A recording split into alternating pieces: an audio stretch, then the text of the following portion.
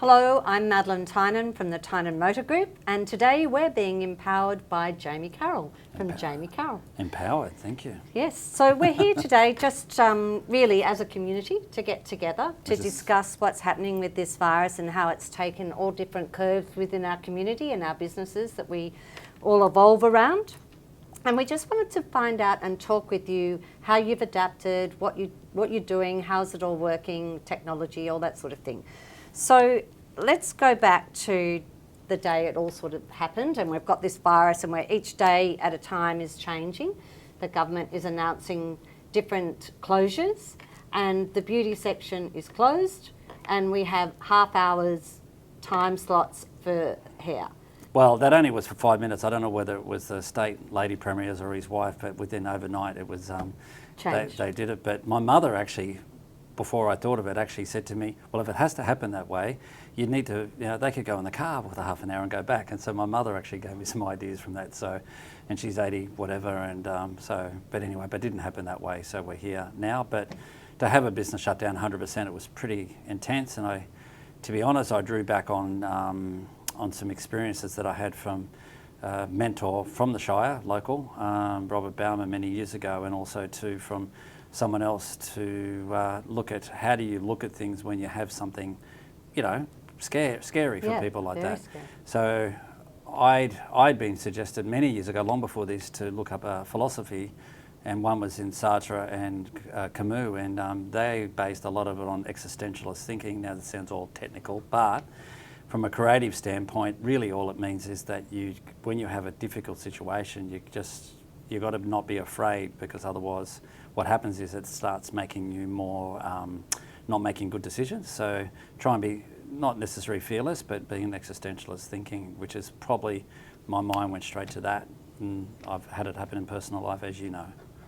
So Jamie, in saying that, that's quite interesting, because a lot of the people we've been interviewing with their own businesses, their own money on the line, it's one thing to be coming into work each day not knowing what's going to come next.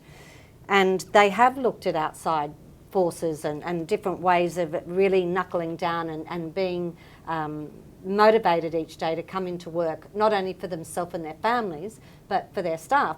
You've got a double whammy there though, because half of your business is hair, the other half is beauty, which is your wife, and her great company that she has down in Sylvania Waters, closed. So you're having to be motivating for her with all the business closed.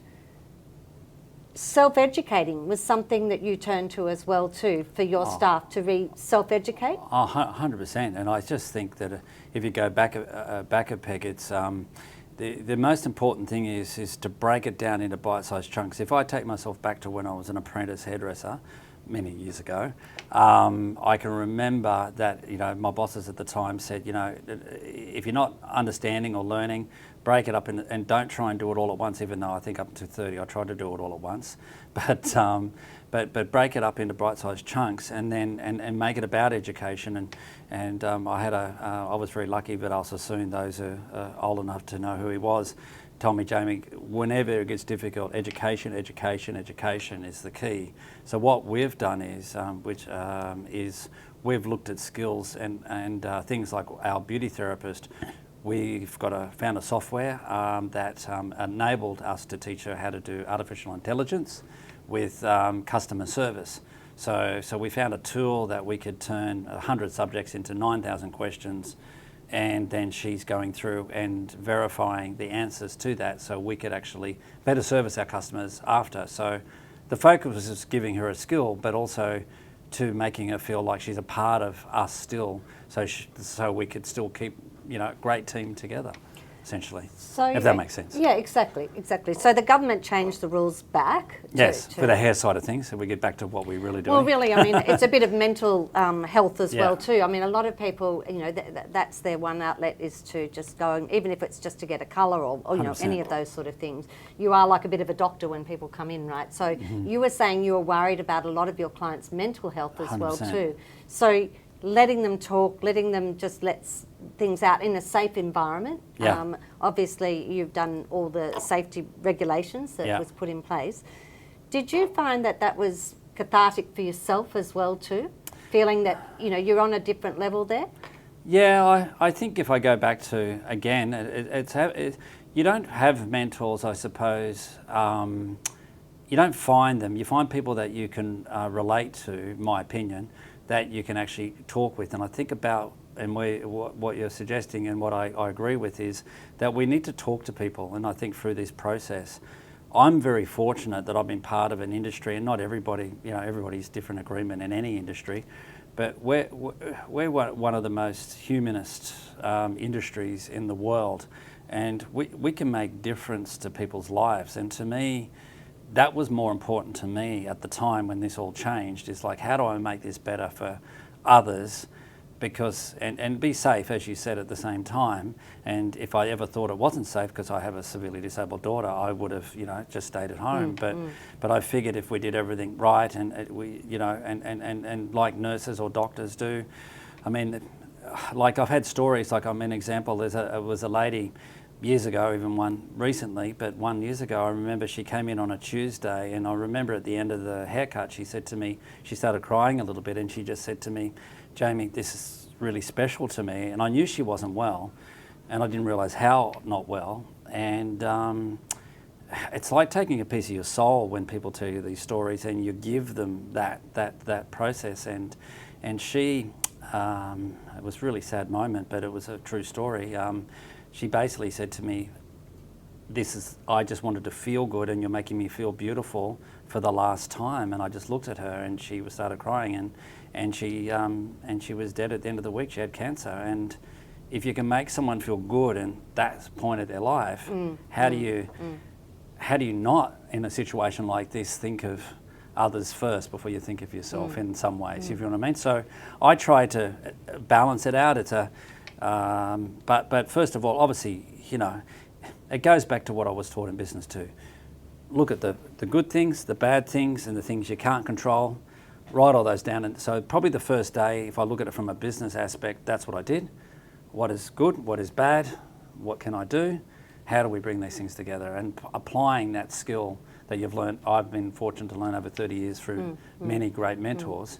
Well, so then, you know, obviously cash flow. Oh, is, yeah. I mean, cash flow is Again, king in these circumstances. Go back to doing one thing at a time. That's right. Ring your accountant. Right, yeah, exactly. I think that's what everyone sort of sat down and went, okay, how do we attack this? Yeah, 100%. And you might, you know, different people have different skills. And if you're obviously doing what you're doing, then, you know, you need other skills and other people to talk to you. And you mentioned mentors. Yeah. That's where you have to get back to, is understanding, you know, if Basics. you've got rent, if you've got cash flow, The basics. and how you survive with your mortgages and everything else. Ring your banks right from day one. Yep. Don't let it hang over. Yep. Deal with the hard things first. It was stressful. Even if you don't need to use that, but if those things are done, you know, they can keep you in good stead to see you out through the other end. Oh, 100%. And, you know, I'm very lucky, as you pointed out. My wife, Victoria, is, I mean, it was hard for her. Like, you know, she's got a disabled daughter and, you know, a transgender son, and she's been through a lot in the last year or two. And her goal was, she spoke to her supplier Payo, and they've given her a plan. Like, she's got Mother's Day gifts. She's got stuff online people can buy off her. But she just sort of went into, you know, proactive. What do we do to help the clients that are out there? And to be really honest, the one thing that she did was beautiful, is she got out the list and says, I don't care if I don't sell one thing the first week. She rang every client that she could think of, and just to see if they're okay. And I think that's what people have got to do. It's going back to that basic, just ring people, see if they're okay. It's not about whether you want to sell something. You're not making any money at the moment, so you might as well ring people and have a chat. You know what I mean? Well, you've been in business for 30 years. Yeah. So therefore, some of your clientele that have been following you all that 100%. time will be in that bracket that were, you know, dangerous. the most extreme danger. And they all cancelled, and rightly so. A lot of them did initially. I mean, we had a 70% drop off in that first week. Like, it was like massive, and, you know, some people, we had 100% one side and 70% in the other, so not a lot left to do. But now we're finding, after a few weeks, we're just making sure, without going through the whole, what we have to do, you know, for what the government have advised, is making sure that we don't take more than one or two. We don't, certain rules around what we do, and making sure we practice all the things that are safe that we can do. And can I talk to you a little bit about technology? I do know that you've been working on a platform as well too. Yep. Which opens the doors to a whole lot of different things. Yep. Can you just run me through that and how it helps your business at the moment? Would that be something that is happening? Yeah. We've got a platform under yourexpert.io, or it sits under valisesuite.com. And the tool, it's a bit like Adobe. We've got one tool out there on customer service. Ultimately, our aim is to help disabilities, which is what I've been wanting to do for 10 years, but we have a pattern on complex questioning on how to do better customer service. So with that technology, we've made it simple and easy. And Connie, who's one of our beauty girls, her second language up to 10 years ago was English. So she, within a week, like a duck to water, she's picked it up. She's gone in, she's researched these questions, and then she's turned it into answers. And so we're using that technology now to make our customer service smarter. So essentially that's in a nutshell. And you've also been doing videos in teaching people about beauty mentors, as well too? Yeah, that's one side. Victoria, she's made, I think, about 100 videos now, but we're keeping it at the moment to customers that come to us. We're making it special for them because they've been loyal and stuff, and new customers can come and be loyal, of course. But we're going to make that available to customers that come to us, not necessarily. Not that I want to have a go at banks, but we're not like banks. We look after the customers we have, not the ones we don't. Right.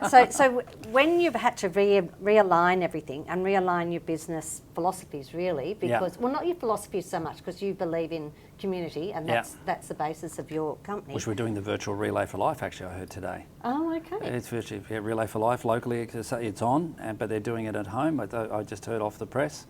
800 people have signed up to do it around their house, and I'm going to the Cancer Council. It's 20 years, and I'm last year we raised about $40,000 just for shaving heads, and I'm not sure how we're going to do it at the Cancer Council this year, but we're still doing it. So it's fantastic locally for the Shire. It'll probably be on some sort of video somehow, some way. It will be, yeah. In looking at that, then, in the spare time, you devoted and moved your staff around to be able to be flexible into different areas. Yes. What will happen, and how will you bring the business back into alignment, or will you change the way it has run before the virus hit us all?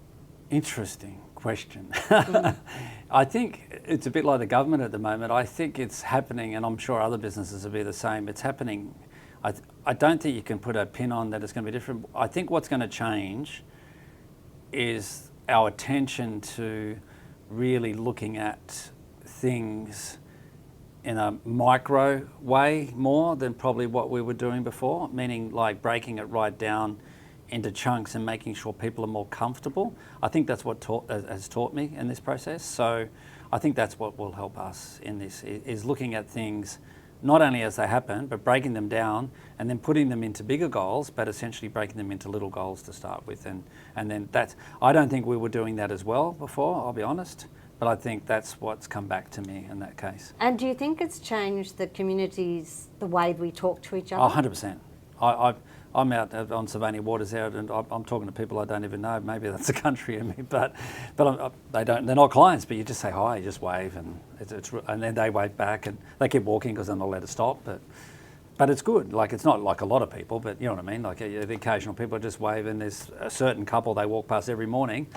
At a certain time, they're 10 metres away, I'll just wave at them, and they're waving back, and I don't know who they are yet, but I'm sure after all this I'll get to know who they are. But I think it's nice to be nice to each other. I think too, like, we're all empowering each other, talking, just even letting it out and talking about business with other business 100%. Community leaders, and saying, how did you deal with this? Have you looked at that? Is there another way I can help you, or can you help me? Goes back to the start, don't be afraid. Don't be afraid. I think we all have to be making sure that our community is safe. This is where we live, this is where we work. This is where we all need to be, and make sure that we're all strong, because a strong community breeds better business 100% anyway. Acceptance. And we're very lucky that we've got a strong paper, and they've put it out there that they're not going. They've had to put 5 papers, close them, and just running them online. Mm-hmm. They've decided to keep our local one, which is great for us, because we need a strong paper, because we're a strong community. So thank you so much for No, coming you're welcome. in and Thank you for talking inviting about me, this. and good luck to the leader for this story. I think it's a great initiative by both of you. Congratulations. And give our love to Victoria, because we want to see her back, because I want to be down there. She'll be there. Thank you, Jamie.